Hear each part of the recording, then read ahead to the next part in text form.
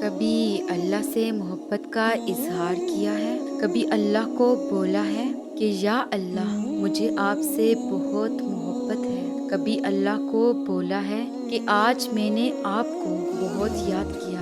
ہم لوگوں کے پیچھے تو بھاگتے ہیں، لوگوں کو تو ہم یہ سب کہتے رہتے ہیں، مگر اللہ سے نہیں کہتے ہیں۔ ہم اپنے آپ میں اتنا گم رہتے ہیں کہ ہم اللہ کو بھلا دیتے ہیں۔ شاید اس لیے اقبال نے کہا ہے، نماز بھی پڑھتے تو ہیں پھر سے گناہ کرنے کے لیے، اور ایک اللہ ہے جو ہمارے انتظار میں ہوتا ہے کہ میرا بندہ کب آئے گا مجھ سے باتیں کرنے۔ وہ دن میں 5 دفعہ ہمیں بلاتا ہے، اس کی پکار پہ بھی ہم نہ جائیں تو بھلا ہم اپنی زندگیوں میں سکون کہاں سے پائیں؟ ہم چاہتے ہیں کوئی ہم سے بہت محبت کرے، ہماری سنے، ہماری بات کا مان رکھے، ہمیں سوچے، ہمیں سمجھے، ہمارا ہر موڑ پہ ساتھ دے، ہمیں گرنے نہ دے، جو ہماری تمام خواہشوں کو پورا کرے۔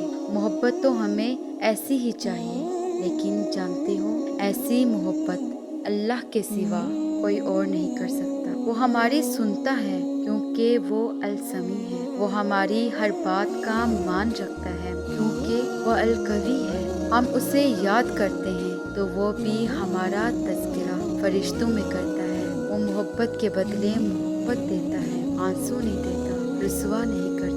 اور یاد رکھو، اللہ تک پہنچنے کا سفر وہیں سے شروع ہوتا ہے جہاں تم سوچتے ہو کہ اب سبھی راستے بند ہو چکے ہیں۔ جب دنیا تمہیں ٹھکرا کر اللہ کے لیے سجدے میں گرا دیتی ہے، تب وہ تمہیں سنبھال لیتا ہے اور پھر سے اسی دنیا کے روبرو لا کر کھڑا کر دیتا ہے۔ لمبی اڑان سے پہلے وہ تمہیں اڑان سے لڑنا سکھاتا ہے تاکہ تم جان سکو کہ یہ مسافتیں بہت دشوار ہیں، اور اگر آخرت سے پہلے کی زندگی اتنی آسان ہوتی تو صبر کبھی جنت کے دروازوں میں سے ایک دروازہ نہ ہوتا۔ توکل رکھو، جو امیدیں اللہ سے وابستہ کر لیتے ہیں وہ پھر ان کے دلوں کو کبھی مایوس نہیں ہونے دیتا۔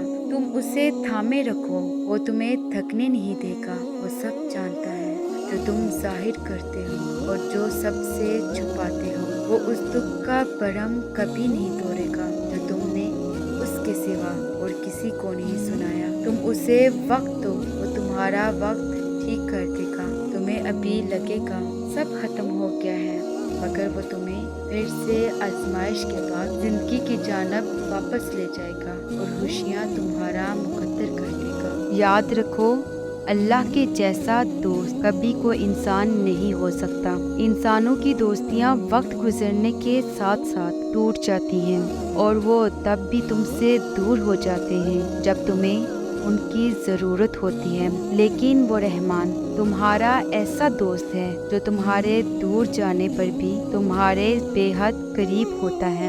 اور اللہ کے ساتھ رشتہ ہی واحد ایسا رشتہ ہے جو عارضی نہیں ہے، جو ہمیشہ کے لیے ہے۔ اس رشتے میں انویسٹ کرنے سے آپ کو کبھی خسارہ اٹھانا نہیں پڑے گا۔